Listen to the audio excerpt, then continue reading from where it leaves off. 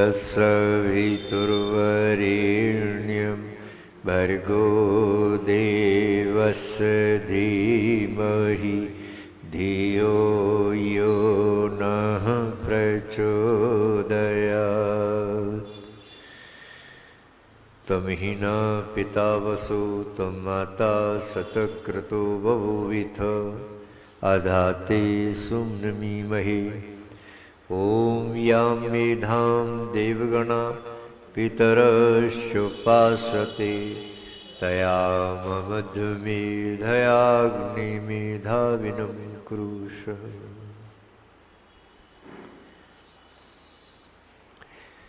आर्य समाज के हमारे प्रधान जी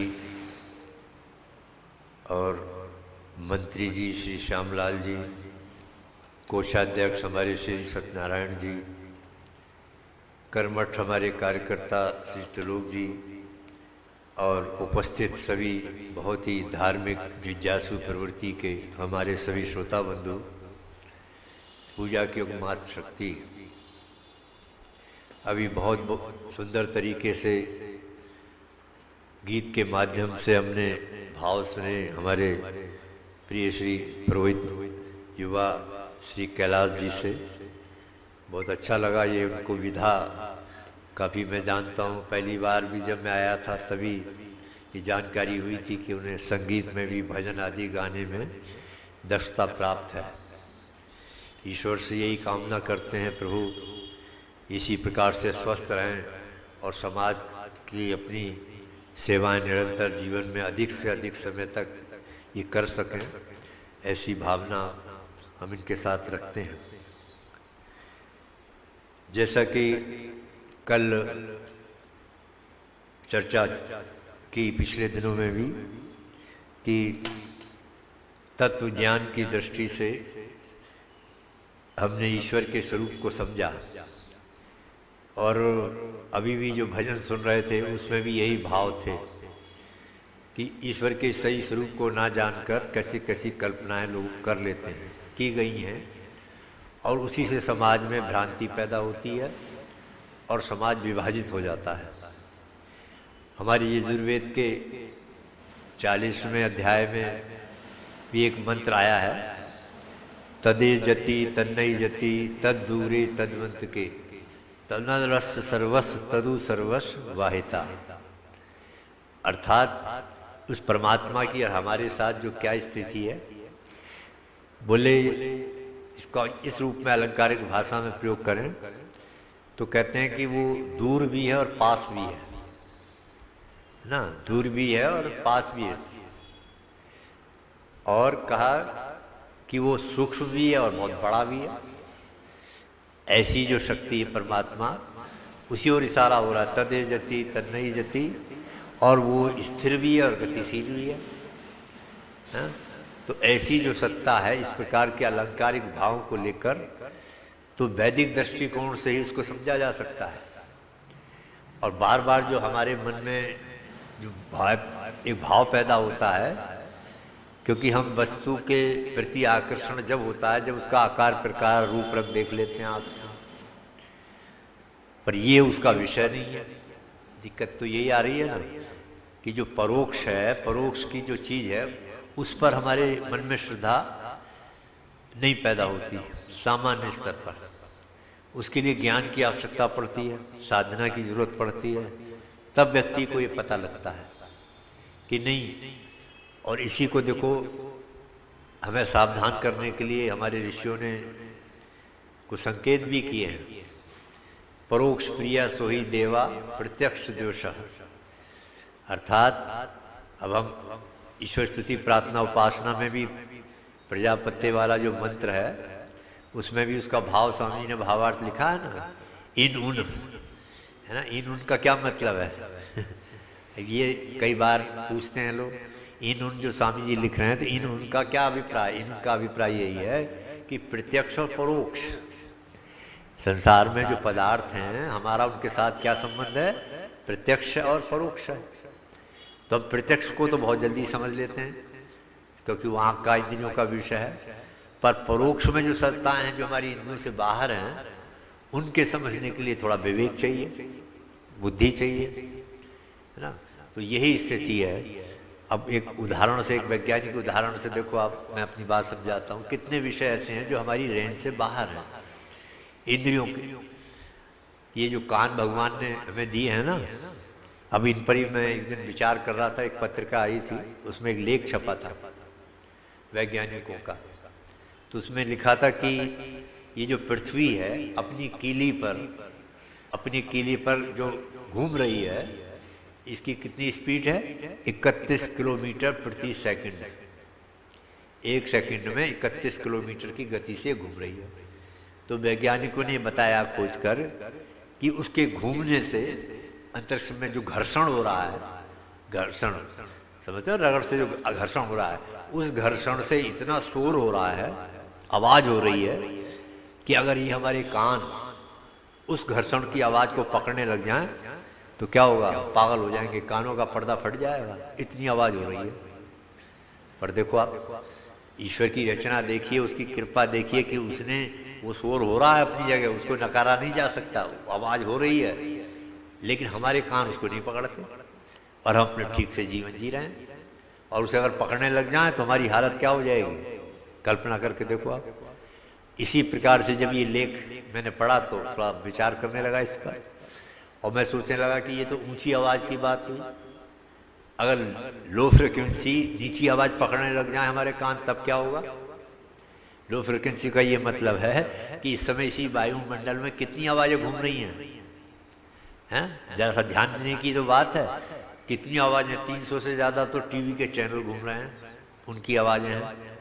ट्रांजिस्टर के अलग तमाम रेडियो स्टेशन है, उनकी सबकी आवाजें घूम रही हैं। विदेशों के सारे बड़े बड़े ट्रांजिस्टर, उनके सबकी आवाजें घूम रही हैं। देखो आप, और उस आवाजों को जो लो फ्रिक्वेंसी में है, इसीलिए तो नहीं कान पकड़ रहे। ऊंची आवाज के साथ साथ अगर लो फ्रिक्वेंसी की आवाज पकड़ने लग जाए हमारे कान, तो हम पागल हो जाएंगे, फट जाएंगे कानों के ऊपर, इतनी आवाजें घूम रही हैं।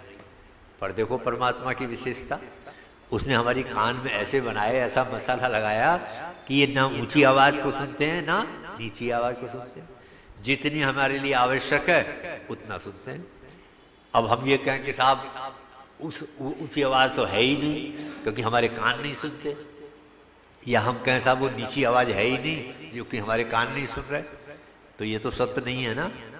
कि ये तो सब प्रत्यक्ष है, सारा इसी को प्रत्यक्ष कहते हैं जो वैज्ञानिक लोग खोज कर रहे हैं सृष्टि के आधार पर। तमाम ऐसे पदार्थ हैं, तो उनके कारण से ये चीज नहीं कही जा सकती कि साहब जो हमारी आंख से नहीं दिख रहा वो है ही नहीं, कान से नहीं। अब आंख का ही विषय ले लें, कितने ऐसे पदार्थ हैं जो सूक्ष्म हैं, बहुत सूक्ष्म हैं, और कई परोक्ष भी हैं। अब हम बैठे हैं सामने, इधर देख रहे हैं हम आंखें, लेकिन पीछे नहीं है क्या कुछ? हमारे पीछे बहुत कुछ है जो हमारे इधर पीछे है, बैक साइड पर, तो है कि नहीं उस पर। इसी प्रकार से कहने का अभिप्राय ये कि ये कोई तर्क नहीं है, ये कोई युक्ति नहीं है। कितनी सत्ताएं, कितने तत्व ऐसे हैं जो परोक्ष हैं। इसीलिए कहा जाता है कि दो श्रेणी में बांटकर, तो ज्ञानी जो व्यक्ति है, तत्व ज्ञानी, वो दोनों प्रकार का ज्ञान प्राप्त कर लेता है। वो समझ जाता है कि दूर भी है, पास भी है ना। और हम लोग क्या बोलते हैं परमात्मा के बारे में, आप सुन चुके हैं कई बार वेदों के प्रसंग में, कि परमात्मा के लिए एक शब्द प्रयोग किया जाता है कि जैसे हिरण्यगर्भा शब्द वेद में आ रहा है, तो उसी प्रकार का ये भी शब्द है कि ओत प्रोत। ओत प्रोत है। ओत प्रोत का क्या अभिप्राय है कि जैसे लोहे का गोला आग में डाल दो आप, तो अग्नि का लोहे का क्या संबंध बन जाएगा? वो बाहर से भी गर्म होगा और अंदर भी गर्म हो गया। तो अग्नि के लिए क्या कहेंगे? भाई लोहे की जो गोला है, अग्नि इसके ओत प्रोत है, बाहर भीतर है, उसे कोई खाली नहीं है स्थान। तो ये जो ज्ञान है, ये जो हमारा है, ये है असली चीज। इस आधार पर जब हम परमात्मा के स्वरूप को जान लेंगे, परमात्मा एक शक्ति के रूप में है और उसका प्रभाव सारे संसार में बह रहा है। उसे किसी व्यवस्था में कोई भी ऐसी परिस्थिति नहीं है जिससे हम अलग हट सकें। ये जो भाव लेकर तब समझ में आएगा, तो परमात्मा की हमारी साथ जो तभी उपासना होगी ठीक से, तभी हम उसके स्वरूप को समझेंगे। यही हर एक प्रकार से हमारी वैदिक फिलॉसफी में बार बार समझाया है कि जब इस रूप को समझ लेंगे तो फिर उसका परिणाम क्या होगा? बहुत सी बुराइयों से, बहुत सी कुरीतियों से बच जाएंगे, है ना। हम समझते हैं कि बाहर है, अंदर नहीं है। अच्छा, एक चीज दिक्कत और आ रही है कि जो हमारी रेंज में है, जैसे इंद्रियों की अपनी रेंज है, ऐसी आत्मा का भी तो अपना है दायरा। तो आत्मा जहाँ है उसी के साथ उसका संबंध है, वहीं वहीं आप ढूंढेंगे, उसी सत्ता के अंदर, उसी हस्ती के अंदर। और हम उल्टा, हमारी सोच आज प्राय क्या बन गई है कि अंदर हम ढूंढने को तैयार नहीं, हम बाहर का विषय बनाते हैं। हम बाहर ढूंढना चाह रहे हैं, बाहर मिल जाए, बाहर घूमते हैं। और ये बाहर की जो चीज़ है यही देखो हमें भटका रही है। अब कितना ये अलग बात है कि इस चक्कर में लाखों करोड़ों लोगों की रोजी रोटी चल रही है, जो इससे बहाइए इस रूप को, इस कारण कहीं दुकान वालों की, कहीं फूल वालों की, कहीं टैक्सी वालों की, कहीं होटल वालों की। आप देखो कितने लोगों की रोजी रोटी है। पर सच्चाई ये नहीं है, जो वास्तविकता है वो क्या है, वो इससे बिल्कुल विपरीत है। वो विषय जिसके नाम पर हम ये करते हैं, उस विषय को तो हम समझ ही नहीं पाते। और हमारी स्थिति क्या बन जाती है, जैसे एक समझाने के लिए एक बुढ़िया का उदाहरण सुना होगा पहले भी कहीं, कि वो अंधेरे में थी, अकेली रहती थी कमरे के अंदर, और वहाँ कमरे में उसकी सुई खो गई, कुछ सिल रही थी, सुई खो गई अंदर कमरे में। अब वो मिले ना, बेचारी आंखों से कम वैसे ही दिखाई देता था, तो बाहर आ गई वो। और बाहर आकर बल्ब जल रहा था, रोशनी बाहर स्ट्रीट पर, उसके वहाँ वो ढूंढने लगी, कुछ कर रही, खोज रही थी वो। एक व्यक्ति ने देखा, जा रहा था, कि पूछा, अम्मा क्या ढूंढ रही हो? तो बोले, बेटे मैं सुई ढूंढ रही हूँ। बोले अच्छा, बोले कहाँ खोई थी सुई? बोले खोई तो अंदर थी, पर अंदर तो वहाँ पर जो अंधेरा है, तो यहाँ बाहर ढूंढ रही हूँ प्रकाश में। बिल्कुल आज हमारी स्थिति यही है। आप सोच लो, इस वजह से कि अगर दार्शनिकता को समझना चाहते हो तो इस सोच को गाढ़ा करो, खूब गाढ़ा करो। तमाम उदाहरण दे देकर वेद मंत्रों के आधार पर प्रसंगों में विद्वान जो बार बार हमें आवाज कराना चाहते हैं, वो इस संस्कार को कराना चाहते हैं कि प्रगाढ़ अवस्था में हो जाए। हमारी स्थिति कुछ बिरले ही हैं जो इसको समझकर, फिर जो समझ जाते हैं वो सब बाह्य झगड़े से दूर हो जाते हैं। वो समझ जाते हैं कि एक में बैठने का विषय है ये, इसी में कोई शोर शराबा नहीं, कोई दिखावा नहीं, एकांत में बैठकर। और देखो स्वामी दयानंद तो कई और इशारा कर रहे हैं, कहते हैं भक्ति कैसे करें, तो वेद मंत्र जो रोज बोलते उसी में आ रहा है ये, आत्मा और अंतःकरण से। भक्ति कैसे करनी है? आत्मा और अंतःकरण से। क्योंकि ये उसका समाधान हो रहा है कि कई लोग सोचते हैं कि भाई भक्ति तो परमात्मा की पैसे वाले लोग ही कर सकते हैं, बिना पैसे के तो कर नहीं सकते, क्योंकि पैसे से सामग्री आएगी, पैसे से घी आएगा, पैसे से और तमाम चीजें जुड़ी हुई हैं। पर स्वामी जी कह रहे हैं कि भक्ति करने के जो सबसे बेहतर साधन है वो क्या है? आत्मा और अंतःकरण से भक्ति, अर्थात बोलते होगे ना, जो भाष्य किया स्वामी जी ने उसी में आ रहा है। तो पता लग गया कि आत्मा और अंतःकरण तो गरीब के पास भी है, अमीर के पास भी है, जिसके पास भी मनुष्य का शरीर है उसके पास तो आत्मा अंतःकरण है ही। उसी साधन से परमात्मा की भक्ति करनी है। तो अब देखो कितना विपरीत हो गया मामला, उस लक्ष्य को ही ना समझ कर प्रसाधन होगा ज्ञान नहीं, कैसे होगी परमात्मा की। तो ये सारी फिलॉसफी, ये सारा आध्यात्मिक चिंतन महर्षि स्वामी दयानंद की विचारधारा को अपनाने से ही संभव है, और कोई रास्ता नहीं। अब परमात्मा के अपने बीच में ही देखो एक शब्द आ रहा है, चलो इसी को थोड़ा जोड़ देते हैं और स्पष्ट हो जाएगा। उपासना शब्द है, उपासना करो, परमात्मा की उपासना करो। महर्षि ने भी बहुत जोड़ दिया है और आप भी समझ रहे हैं कि उपासना करो। तो उपासना का क्या अर्थ होता है? उपासना कहते हैं, उप कहते हैं समीप को, और आसन कहते हैं बैठना।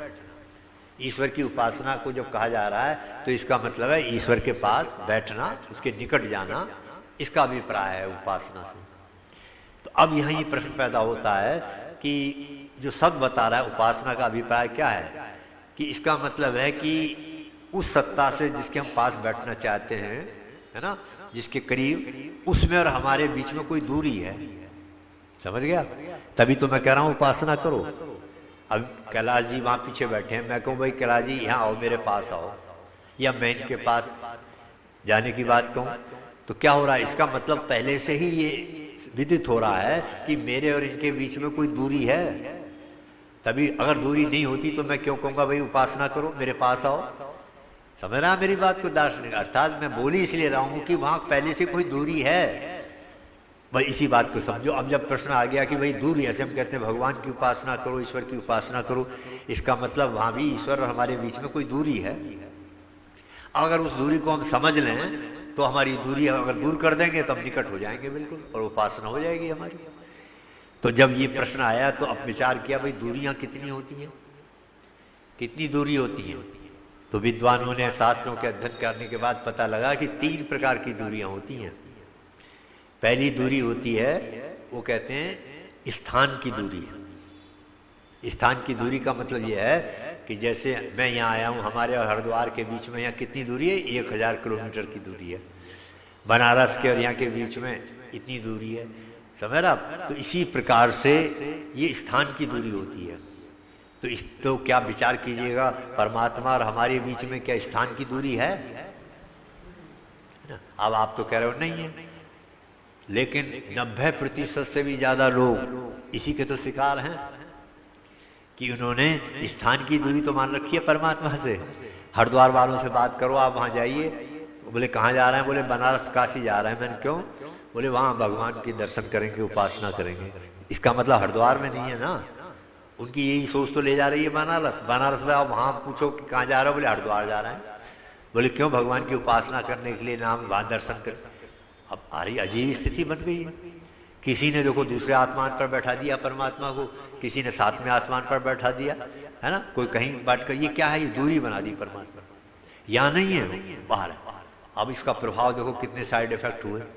आप तो कह रहे हैं नहीं है स्थान की दूरी, लेकिन कितनी बड़ी संख्या, ज्यादातर तो लोग यही मान रहे हैं। और उसका दुष्प्रभाव भी देखो कितना पड़ गया। उसका दुर्भाव ये पड़ गया सीधे सीधे कि हमारे अंदर एक सोच पैदा हो गई कि मैं दुकान में बैठा हूँ, घर में बैठा हूँ, ऑफिस में बैठा हूँ, वहाँ नहीं है परमात्मा, मेरा उससे संबंध नहीं है, वो मंदिर में है। मंदिर जाऊंगा तो पवित्रता के साथ जाऊंगा, हाथ धो के जाऊंगा, है ना, बीड़ी कर पान गुटखा भी अगर करता हूँ तो साफ कर तब जाऊंगा। ये सोच पैदा हो गई। स्थान पर मानने पर, एक स्थान पर मान लिया, और उसका प्रभाव क्या हुआ, बाहर कितनी दुष्कर्म करते जाओ, बस उस स्थान को पवित्रता के साथ। एक देखिए, इसीलिए तो मैं कहता हूँ कानून कभी भी संस्कारों का स्थान नहीं ले सकता। अब आप कानून बना रहे हैं, कितने बड़े से बड़े कानून बनाइए, है ना। हमारे अभी 15 अगस्त में आपने भी सुना होगा, माननीय प्रधानमंत्री ने लाल किले से उपदेश दिया था ना, भाषण।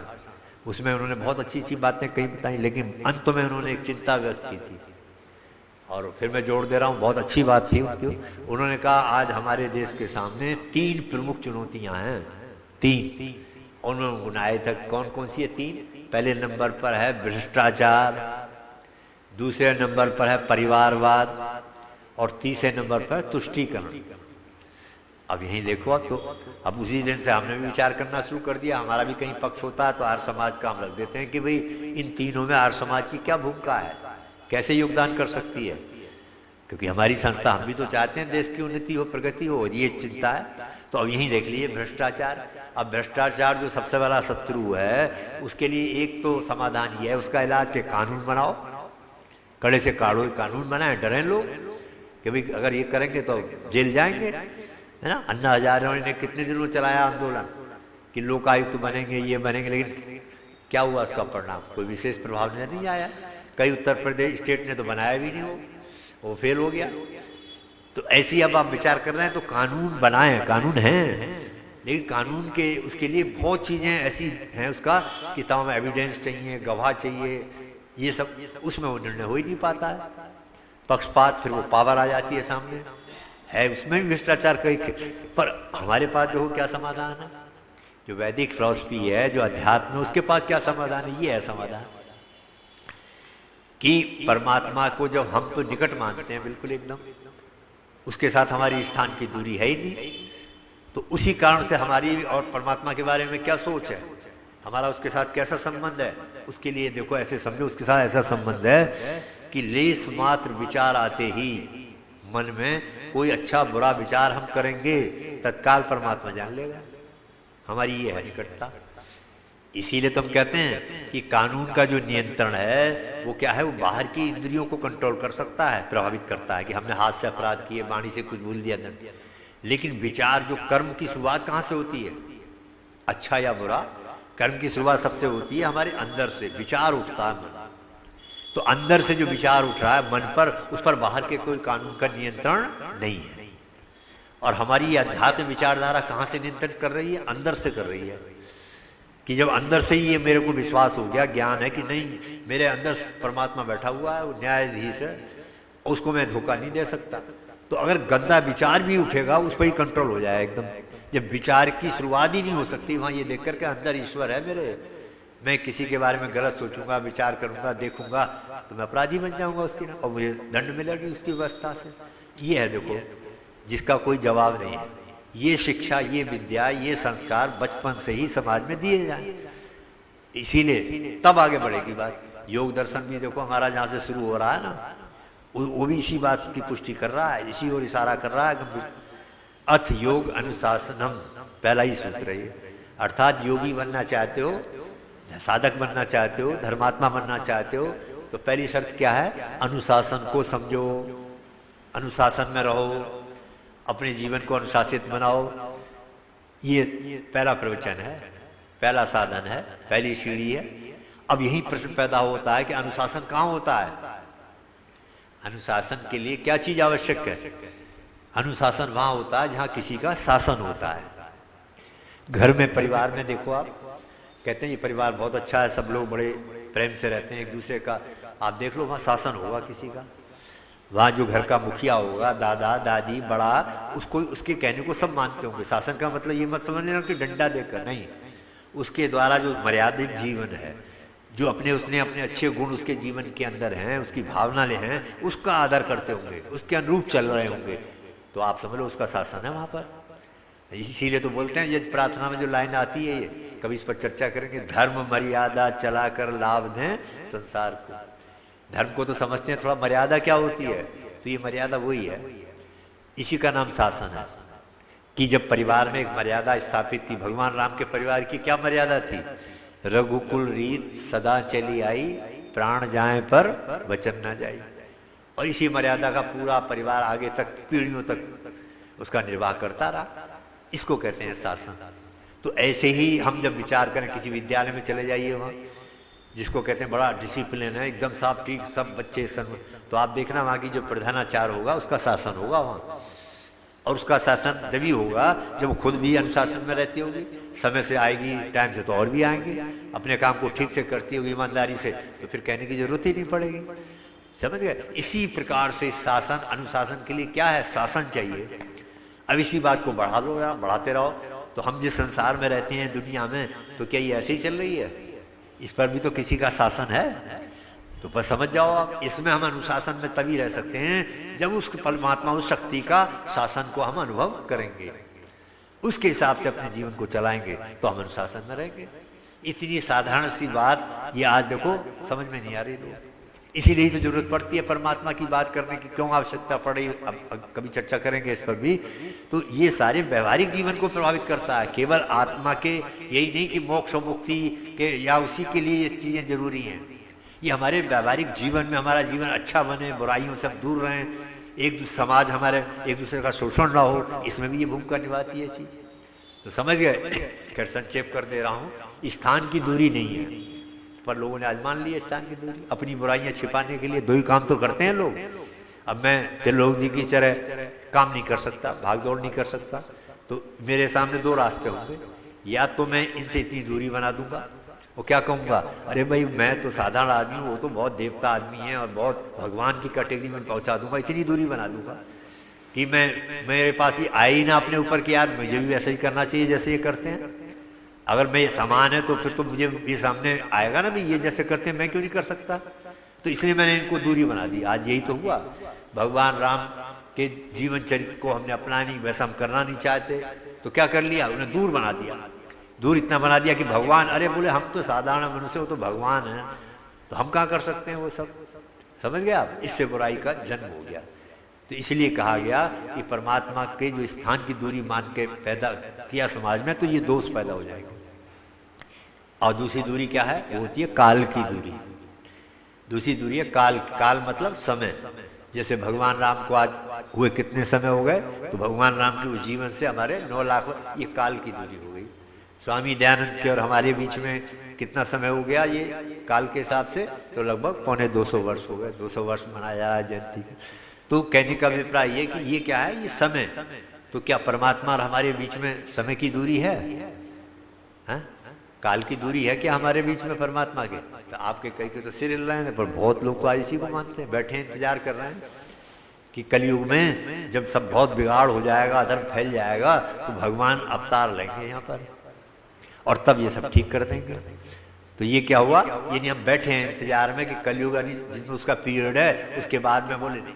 अब ये सोचो आप, बुद्धि थोड़ी सी लगाओगे तो इसका परिणाम, जबकि स्थिति क्या है, अगर परमात्मा पहले हो आज नहीं हो तो उसका एक परिणाम क्या होगा, आज जो हम कर्म करते हैं उसका परमात्मा हमें फल कैसे देगा, आज तो है नहीं परमात्मा, तो फल कैसे मिलेगा वो, है ना। तो ईश्वर के साथ नहीं, अर्थात ईश्वर तो त्रिकालज, कभी वो तो नित्य है, यूनिवर्सल जिसको कहते हैं, हमेशा वो कभी नया पुराना ये नहीं रहता, आज है पहले नहीं है ही नहीं उसके साथ। तो हमें एक पावर के रूप में सारे सरप्राइज को काउंट किए हुए है वो।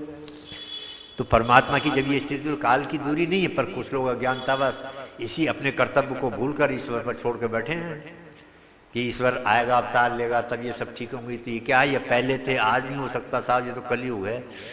तो ये हमारी ईश्वर के प्रति मान्यता गलत है। काल की दूरी नहीं है, संक्षेप में आप इतना ही है, एक दूरी है बस, और वो समझ लो। देखो आप, और मैं उदाहरण से समझाता हूँ, फिर शांति पाठ करते हैं।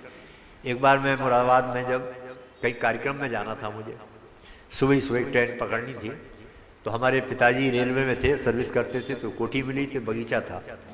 तो सुबह मैं जल्दी से उठा, ठंड का मौसम था, तो मैंने बनियान कच्चा नहाने के लिए बाथरूम से पहले यहाँ रख लिया अपने, और उसके बाद मैं ऐसे कटी वस्त्र पहनकर और मैं बाहर बगीचे में चला गया घूमने, दातून कर रहा था। वहाँ जब हवा लगी ठंडी सी मुझे, तो मैंने वो जो कटी वस्त्र था ऊपर ओढ़ लिया। जब ऊपर ओढ़ लिया, उसके बाद घूमता रहा मैं इधर, और बातें ध्यान में इधर करके 15-20 मिनट बाद जब अंदर आया बाथरूम में, तो मैंने बच्चों से कहा भाई वो लाओ बनियान और अंडरवियर वगैरह, नहा लेते हैं, फिर मुझे जल्दी है, बस पकड़नी है, चाय वाय बना दो कोई थोड़ा सा ना।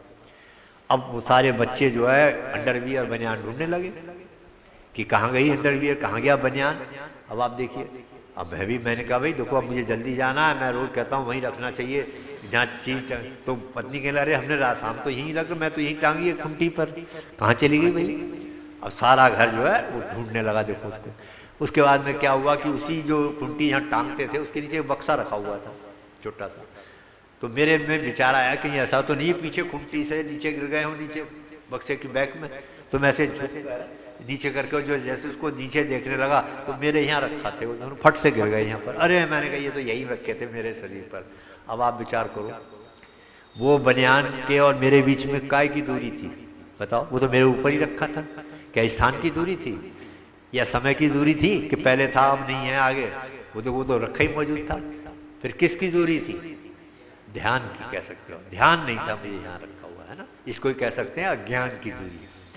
तो ऐसी परमात्मा और हमारे बीच में कोई दूरी नहीं है, केवल ज्ञान की दूरी है कि हम तदे जति तन्नई जति के इस भाव को ना समझकर किसी ने दूर स्थान विशेष पे मान लिया, किसी ने इधर मान लिया कि पहाड़ पे बैठे हैं, चांद पे बैठे हैं, और ये भटका दिया समाज के अंदर।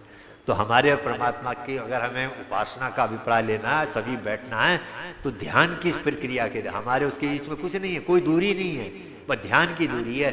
जैसे बाहर हम वस्तुओं के साथ आकर्षण रखते हैं, अगर उसी प्रकार का आकर्षण हमारे अंदर इकट्ठा होकर वृत्तियों को एकाग्र कर लें, तो इसकी ओर महर्षि स्वामी ध्यान ने तो बहुत कुछ लिखा है, इतना बढ़िया लिखा है कि आप पढ़ोगे तो समझ में आ जाएगा। हम तो अनुमान से ही ईश्वर की सिद्धि कर रहे हैं, स्वामी जी तो प्रत्यक्ष कर रहे हैं।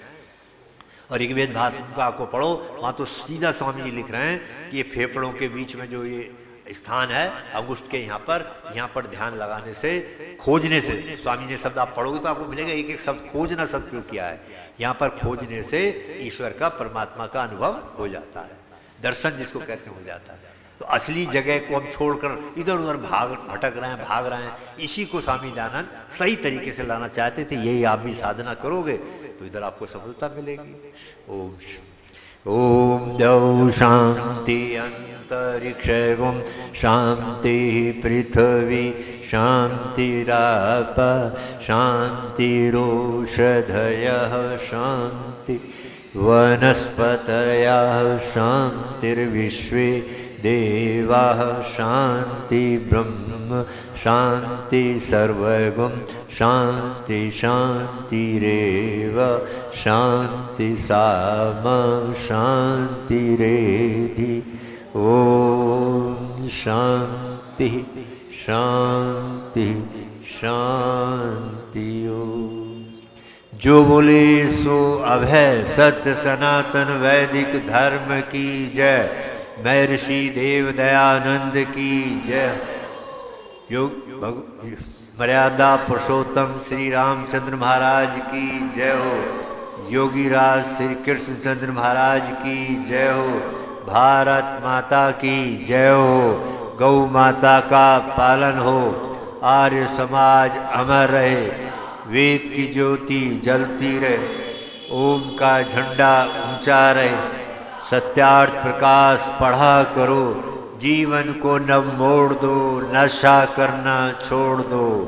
जो बोले सो अभय वैदिक धर्म की जय। वैदिक ध्वनि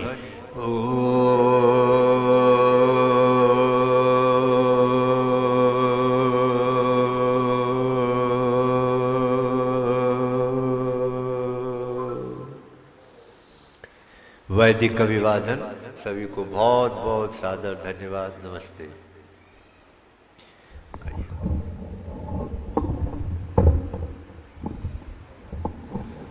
प्यारे भाई और बहनों, हमारे आचार्य जी ने जो ईश्वर का वर्णन किया, उन्होंने ये कहा कि ईश्वर हरिद्वार और बनारस में नहीं है, ईश्वर तो हमारे साथ ही है। बहुत ही बढ़िया अपने प्रवचनों द्वारा हमें बताया, बहुत ही अच्छा लगा। और दूसरा, हमारे कैलाश जी ने जो अपने भजन द्वारा ईश्वर की रचना का वर्णन किया, ईश्वर की रचना का, हमारे मनुष्य का भी वर्णन किया और कुदरत का भी वर्णन किया। बहुत ही बढ़िया, एक एक शब्द जो था उनका बहुत ही अच्छा है, बहुत ही बढ़िया था। मेरे विचार से अब तो हम कैलाश जी को कैलाश जी नहीं कहेंगे, बल्कि पंडित कैलाश जी कहेंगे। पंडित कैलाश जी कहेंगे, क्योंकि उनके जो विचार हैं बहुत ही अच्छा है। हम आशा रखते हैं, हमारी मनोकामना है कि वो इस तरह आगे बढ़ते रहें, आगे बढ़ते रहें और हमारे कुबेर नगर आर्य समाज का नाम रोशन इस वक्त पूरे भारत में करें। धन्यवाद।